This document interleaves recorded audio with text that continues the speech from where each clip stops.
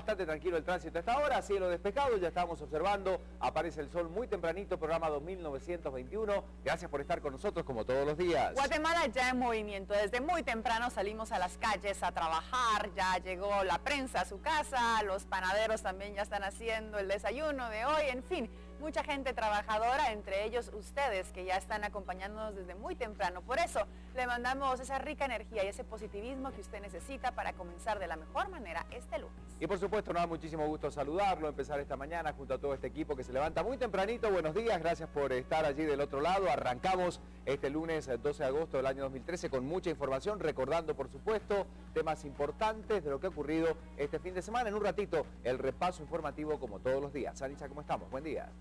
Muy bien, Ricardo, bienvenido y por supuesto bienvenidos todos ustedes en casita. Un programa más, una mañana más que nos despertamos juntos, que dicha la nuestra, pues contamos con su compañía y por eso mismo le damos una invitación para que nos acompañen por las próximas 4 horas y 15 minutos para que salga muy bien informado de casa. Con mucha información, seguramente el clima siempre es noticia. Alejandro, buenos días, bienvenido. Dale, buenos días. ¿Cómo estás? Bien, muy bien, gracias a Dios, aquí de regreso ya. Qué bueno, ya hacía falta. Muy bien, ¿cómo están ustedes? ¿Bien? ¿Todo en orden? Bien, gracias a Dios. Calorcito, vengo del frío, pero bajo cero del sur, sí, ¿verdad? Al calor de Guatemala, el calor de todo el año, que eso es lo interesante. Cierto, tenemos un poquito de lluvia, pero bien, ¿no? Todo muy bien, todo muy bien. Qué bueno verte de regreso. Anicha, buenos días también. Buenos días para ustedes. También vamos a platicar del clima más adelante, entre otros temas, aquí en Viva la Mañana. Así que esté pendiente, no salga de casa sin la información necesaria. Vamos a compartir algunos datos con usted, como la temperatura actual y la máxima que alcanzaremos hoy hacia el mediodía aquí en Ciudad de Guatemala. El sol salió, pues está saliendo en este momento a las 5:48 y se pone esta tarde a las 6:26 p.m.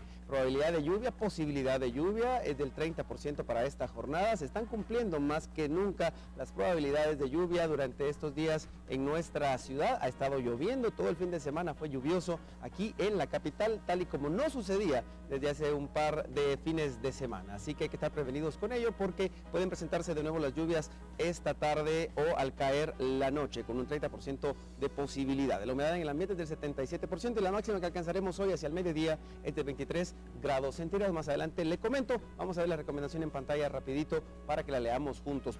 Parcialmente nublado con probabilidad de tormenta eléctrica y lluvia de un 30%. Hay que salir prevenido para el calor y para la lluvia de más tardecito. Son las 5:49. Buena información importante que compartimos con ustedes y hoy también una noticia que ponemos en contexto como cada día.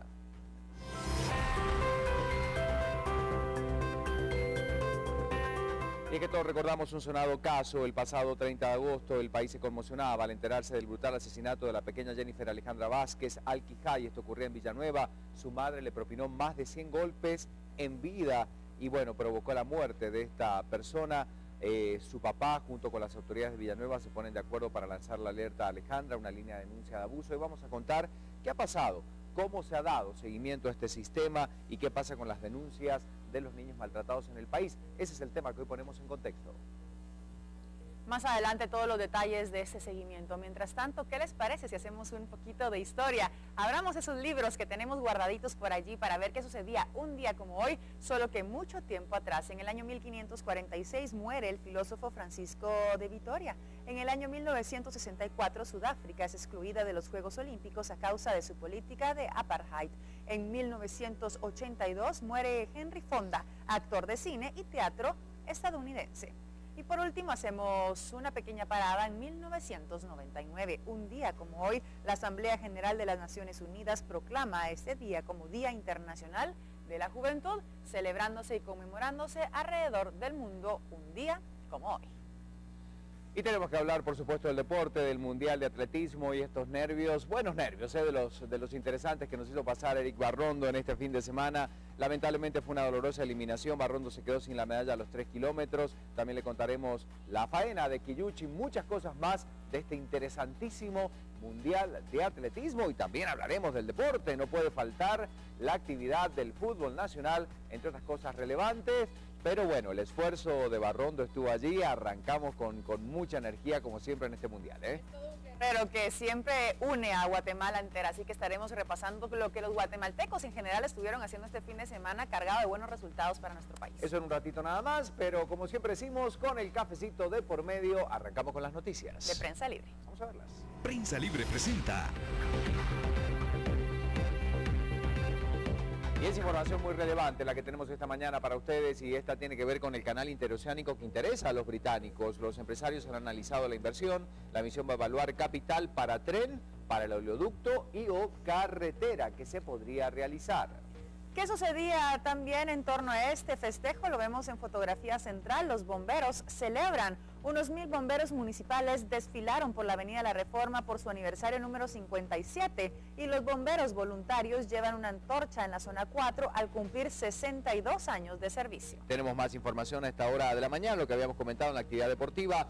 Barrondo arriesga y pierde. Marchista se queda sin medalla al ser expulsado y Suchi continúa de líder. Y una noticia importante vinculada a las finanzas del país. Pocos aportan al fisco a pesar de que en 5 años hay 2.3 millones más de NITs. Base tributaria sigue estancada. Una noticia más para encontrarnos ya en el interior de Prensa Libre, la primera que vamos a mostrarles a ustedes a esta hora del día. Tenemos mucha información. Empresas evalúan invertir en canal, británicos buscan nueva ruta comercial. La misión va a llegar justamente al país para evaluar el proyecto que va a generar 30.000 empleos en la provincia. Es un proyecto sin precedentes, esta carretera que será de uso libre, y justamente se habla de recursos millonarios, un proyecto que contempla la construcción también de una vía férrea, una autopista que va a cruzar montañas. Interesante entonces este proyecto interoceánico que se está presentando en el país.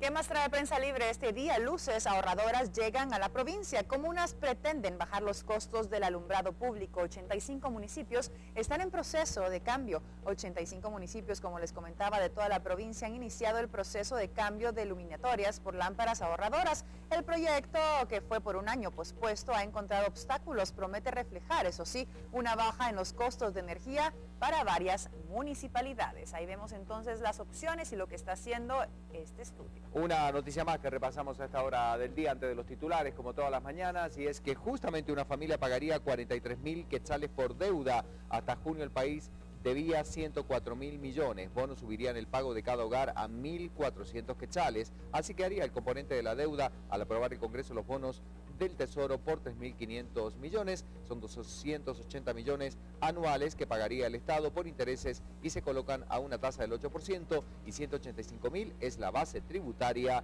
registrada. Esto es lo que nos tiene la información que le estamos presentando esta mañana a todos ustedes. 5:54, también pasamos a repasar las otras noticias que tendremos en Viva la Mañana. Los titulares para este lunes, aquí están para ustedes.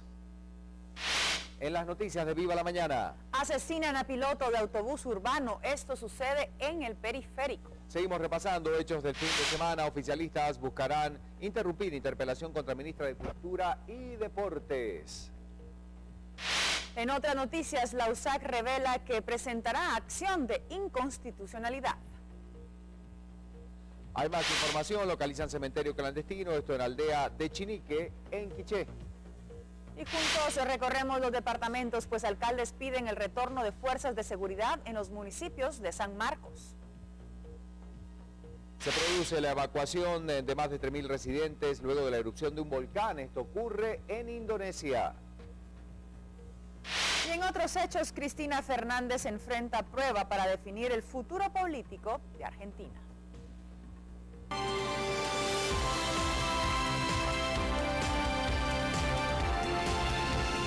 Bueno, y vamos a comenzar repasando la crónica de los hechos policiales ocurridos este fin de semana. Esto tiene que ver con un ataque armado ocurrido en el anillo periférico y la 13 calle en la zona 7, donde lamentablemente se cobra la vida de un nuevo piloto de un autobús urbano, mientras que su ayudante tuvo que ser trasladado de manera inmediata por los cuerpos de un socorro al centro asistencial. Comenzamos entonces con la información de lo ocurrido este fin de semana en el país. Fernando Felipe Méndez, de 27 años de edad, conductor del autobús, recibió 14 disparos de arma de fuego, mientras que el ayudante resultó con una herida de bala en el abdomen.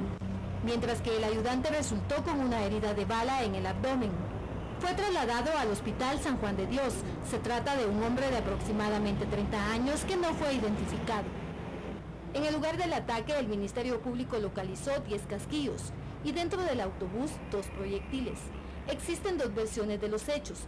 Según testigos, el bus fue atacado por 2 hombres que se conducían en motocicleta y otros en un taxi. Fue perpetrado cuando el bus se detenía en una parada del anillo periférico sur y 13 calle de la zona 7. se dirigía hacia la Universidad San Carlos de Guatemala. Mientras otro testigo dijo que los atacantes iban como pasajeros dentro del bus, le dispararon y se marcharon en una motocicleta que los estaba esperando. Conocidos del piloto comentaban que esa era la primera vez que el joven manejaba la unidad. Lamentaban que a él no le correspondía ese turno, pero hoy fue tanta su insistencia porque deseaba manejar el autobús. En otros hechos, el Ministerio de Gobernación informó que levantó 28 medidas cautelares de un total de 58, acatando la orden emanada por la Comisión Internacional de Derechos Humanos. Ello porque ya reunían los requerimientos dictados por esta comisión. En el proceso de revisión se verificó que algunos de los casos no se habían aplicado pues las medidas cautelares, como ocurrió con el periodista José Rubén Zamora. Además, el Ministerio de Gobernación rechazó los señalamientos de intimidación que el periodista esgrimió en un comunicado de prensa y dijo que el cambio de agentes obedecía únicamente a un esquema de seguridad. Bueno, y siguiendo con las noticias, esto tiene que ver con un caso muy sonado en el país. El Ministerio Público continúa con todas las investigaciones realizadas para poder esclarecer el asesinato, ustedes recordarán, de los 9 policías que perdieron la vida. Esto ocurría en el municipio de Salcajá, en Quetzaltenango. Hacía todo el requerimiento necesario de las nuevas pruebas para el Instituto Nacional de Ciencias Forenses, el INACIF, y todos aquellos elementos que permitan esclarecer este hecho delictivo. Y de prueba científica que se nos requiere el Ministerio Público. Precisamente hace 2 días hubo nuevos allanamientos y se lograron captar más armas. Esas armas han sido también ingresadas al INACIF y están siendo analizadas por el método IBIS para ver su vinculación, no solamente con el hecho de Salcajá, sino que con otros crímenes. Esa es una de las políticas de la persecución penal estratégica que nosotros estamos colaborando también con esta tecnología. Y las autoridades de gobierno de Guatemala aseguran que mantienen comunicación con el gobierno de México por considerar que el líder narcotraficante Guayo Cano, responsable de ordenar la matanza de los 9 agentes de la Policía Nacional Civil en el municipio de Salcajá, Quetzaltenango, está siendo ayudado y resguardado por narcotraficantes mexicanos que, según las investigaciones, dicen que Cano está utilizando fusiles y algunas lanzagranadas para evitar ser capturado. La Gobernación detalló que continúa la búsqueda para capturar a Guayo Cano, el presunto líder del grupo de narcotraficantes que asesinaran a los agentes de la Policía Nacional Civil en Salcajá. El jefe de la cartera de Gobernación afirmó que a diario se mantiene comunicación con el gobierno de México, esto debido a supuestos nexos de narcotraficantes mexicanos con Cano, quienes le pudieran estar ayudando para movilizarse. El movimiento no solo en Huehuetenango, sino hay evidencia de que la parte del grupo pasó frontera, volvió a regresar. Estamos en el departamento de Huehuetenango y la parte baja. Dentro de la investigación también resalta que Guayo Cano podría estarse movilizando con armamento pesado, con guardaespaldas integrantes de narcotraficantes mexicanos y de Huehuetenango.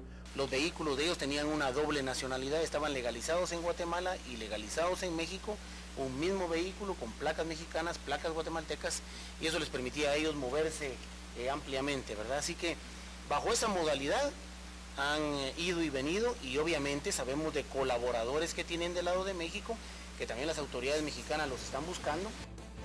Bueno, seguimos repasando lo ocurrido este fin de semana en el país. En otro orden de cosas, se realizaba la apertura de un foro para poder comprender las posturas religiosas en relación a la diversidad sexual. Hay muchos grupos que aseguran que son víctimas de discriminación por este tema en el país, y por eso la intención fundamental era sentarse en una misma mesa y poder platicar sobre este tema importante para la sociedad del país. En busca de herramientas para ya no tener miedo de ser discriminados dentro de la comunidad religiosa y otras alternativas que les permita vivir en la fe y espiritualidad, encontraron este espacio para expresarse. Cuando nos topamos con que tenemos una fe, queremos asistir a servicios religiosos, nos topamos con que hay espacios cerrados. Entonces hay posturas religiosas que son completamente cuadradas, que no nos dan posibilidad de aportar a ellas, pero entonces es necesario tomar una postura como orientación sexual e identidad de género. El foro se basa en la reflexión de qué sucede con la comunidad sexual ante la religión y qué respuestas serán consideradas al momento de ser discriminados. Ante esos planteamientos buscarán opciones para tomar una postura desde el marco de los derechos humanos.